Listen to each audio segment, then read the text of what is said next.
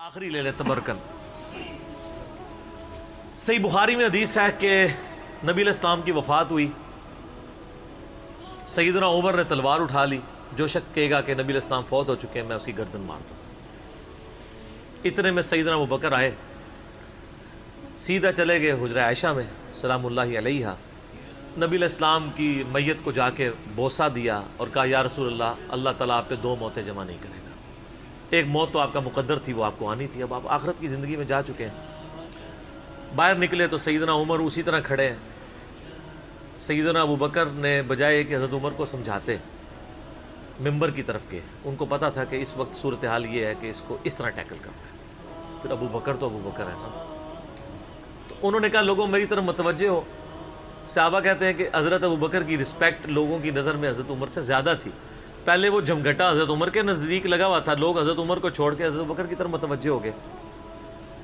سیدنا ابوبکر ممبر پہ چڑھے، انہوں نے پہلا جملہ ہی بولا جس پہ سیدھی 295 سی لگتی ہے، من کان یعبد محمدا فإن محمد قد مات، جو کوئی تم میں سے محمد کی عبادت کرتا تھا جان لے کہ محمد علیہ السلام کو موت آ چکی ہے۔ ومن کان یعبد اللہ فإن اللہ حی لا یموت، اور جو اللہ کی عبادت کرتا تھا جان لے کہ اللہ کو کبھی موت نہیں آئی، وہ ہمیشہ زندہ ہے۔ یہ پڑھنے کے بعد انہوں نے آیت پڑھی اپنی بات کی دلیل میں۔ یہ صحابہ کی سنت ہے کہ اپنی بات کی دلیل میں قرآن و حدیث پیش کرنا، آپ کے بزرگوں کا طریقہ ہے شعر و شاعری کرنا۔ پھر انہوں نے آیت پڑھی وما محمد الا رسول قد خلت من قبلہ الرسل افإن مات او قتل انقلبتم علی اعقابکم، محمد تو نہیں مگر ایک رسول، ان سے پہلے بھی کئی رسول گزرے ہیں، اگر یہ ان کو موت آ جائے یا یہ قتل ہو جائیں یا انڈیا پاکستان میں شہید ہو جائیں، کیونکہ وہ ترجمہ وہ قتل کا نہیں قتل کرنے دیتے، تو کیا تم دین سے الٹے قدم پھر جاؤ گے؟ جو کوئی دین سے الٹے قدم پھرے گا وہ اللہ کا نقصان نہیں کرے گا اور اللہ تعالیٰ ثابت قدم رہنے والوں کو جزا دے گا۔ پھر اگلی آیت پڑھی سورہ الزمر سے، یہ تو سورہ آل عمران 144 تھی، سورہ الزمر آیت نمبر 30 پڑھی انک میت وانہم میتون، اے نبی تمہیں بھی مرنا ہے اور تمہارے مخالفین کو، پھر قیامت دن اللہ تعالیٰ تمہارے درمیان فیصلہ فرمائے گا، وہاں تم اللہ کے حضور جھگڑو گے۔ یہ دو آیات پڑھی اور آپ علیہ السلام کی وفات کی اناؤنسمنٹ کر دی۔ میرا ایک معصومانہ سوال ہے کہ کسی شخص کے مرنے کے اوپر اس کی کمزوریاں ہائی لائٹ کی جاتی ہیں یا اس کی خوبیاں؟ یہی ٹرینڈ ہے نا دنیا میں، اور دنیا کا ہسٹری کا سب سے کامیاب ترین شخص، اللہ کا سب سے برگزیدہ بندہ وہ فوت ہو رہا ہے اور اس کا سب سے لاڈلا صحابی اس کے فضائل نہیں بیان کر رہا۔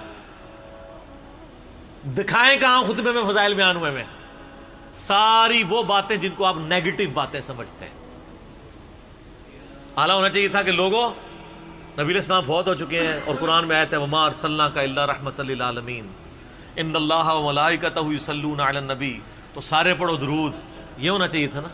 یہ کہتے ہیں ڈھونڈ ڈھونڈ کے نبی دیاں خامیاں لب دینے، اور ظالموں کیا قرآن میں کوئی نبی کی خامی ہے؟ یہ جملہ بولنے والا خود گستاخ رسول ہے، قرآن میں نبی کی خامی کہاں آ سکتی ہے؟ نبی علیہ السلام کے بارے میں جو عقیدہ ہے وہ بتایا جاتا ہے، جس کو آپ خامی سمجھتے ہو۔ آپ اللہ کے قرآن کو اگر آپ خامی سمجھتے ہو تو یہ آپ کی خام خیالی ہے۔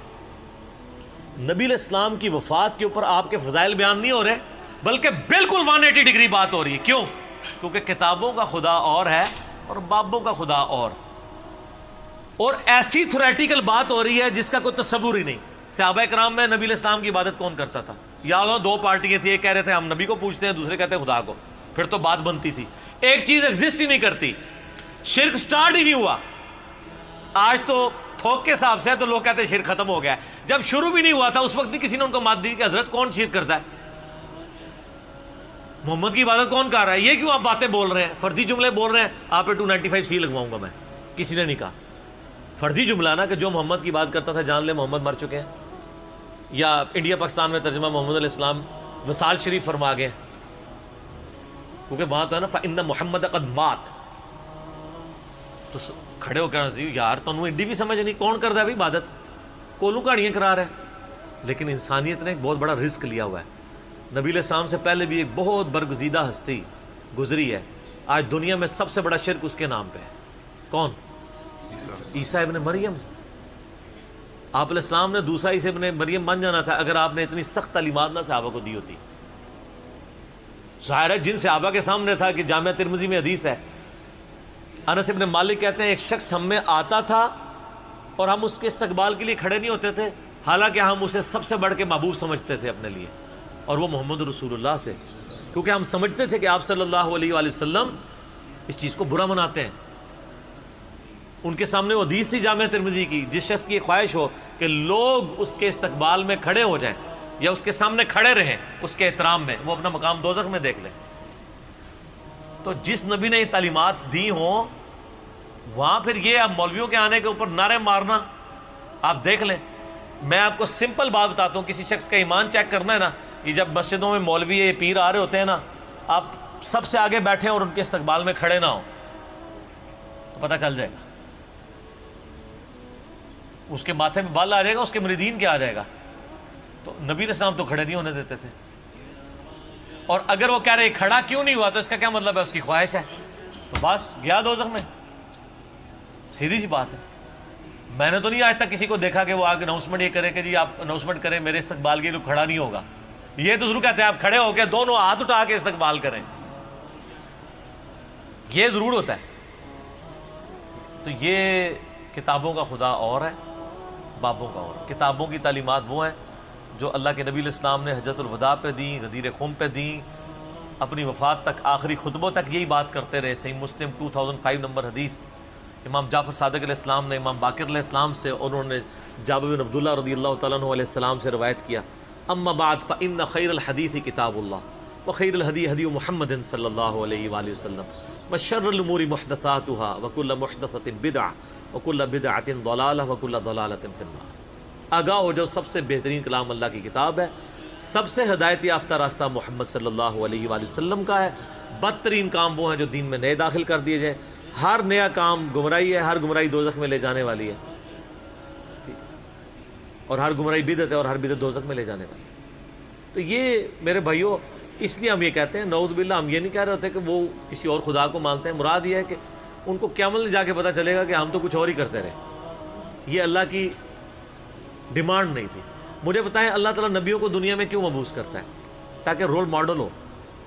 ورنہ اللہ تعالیٰ کے ساتھ جو غلط عقیدے لوگوں نے وابستہ کیے ہیں نا, کیے پوری نیک نیتی کے ساتھ ہیں اور اللہ کی محبت میں کیے ہیں, لیکن رول ماڈل اگر نہیں ہوگا تو ہر شخص اپنا عقیدہ بنا لے گا.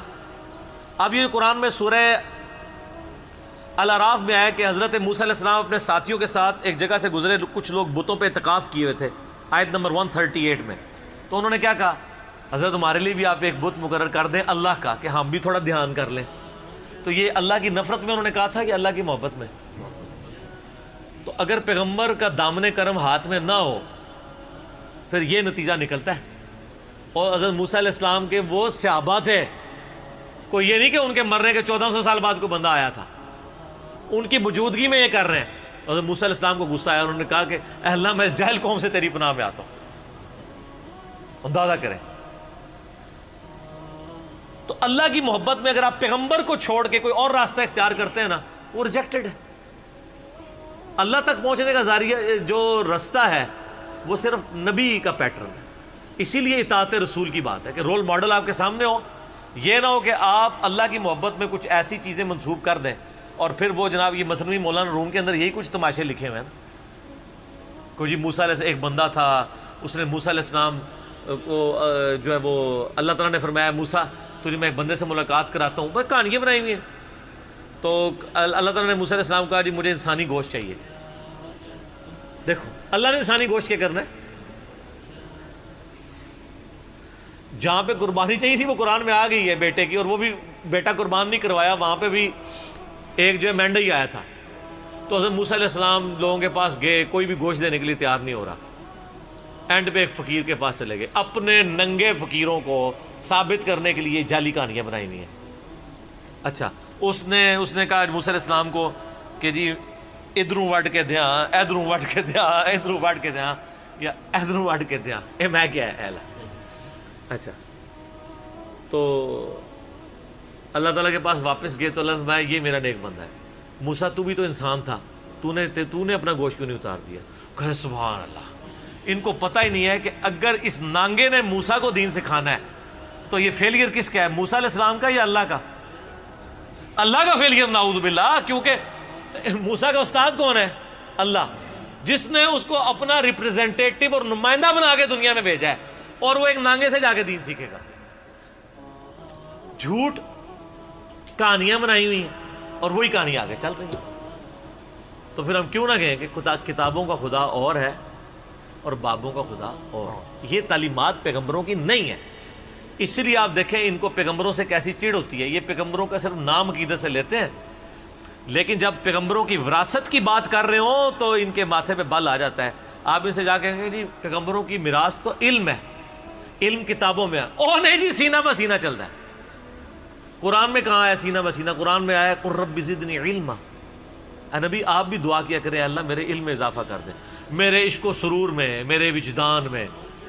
ایسا کوئی دعا نہیں۔ حضرت آدم کو جو سجدہ کیا تھا وہ عشق و سرور میں کیا تھا یا علم کی فضیلت کی وجہ سے؟ پھر سورہ الزمر میں آیا قل هل يستوي الذين يعلمون والذين لا يعلمون انما يتذكر اولو الالباب۔ اے نبی فرما دو علم والے اور بغیر علم والے برابر نہیں ہو سکتے، نصیحت تو نہیں حاصل کرتے مگر عقل والے، چلے نہیں۔ اور یہ آپ کو کہتے ہیں عقل دے چلے، عشق دے چلے، نمبر رہ گئے عقل والے اونجی عمرہ گالیاں۔ یہ عقل والا کس کو کہہ رہے ہوتے ہیں؟ پیغمبروں کے ماننے والوں کو، اور بابوں کے ماننے والوں کو یہ کہہ رہے ہوتے ہیں عشق والے۔ تو سر آپ بابوں کے ساتھ رہیں، ہماری دعا ہے کہ آپ کا حشر آپ کے بابوں کے ساتھ ہو، اور اپنے لیے دعا ہے کہ ہمارا حشر نبی صلی اللہ علیہ وسلم ان کے صحابہ اور اہل بیت کے ساتھ ہو۔ آمین ثم آمین۔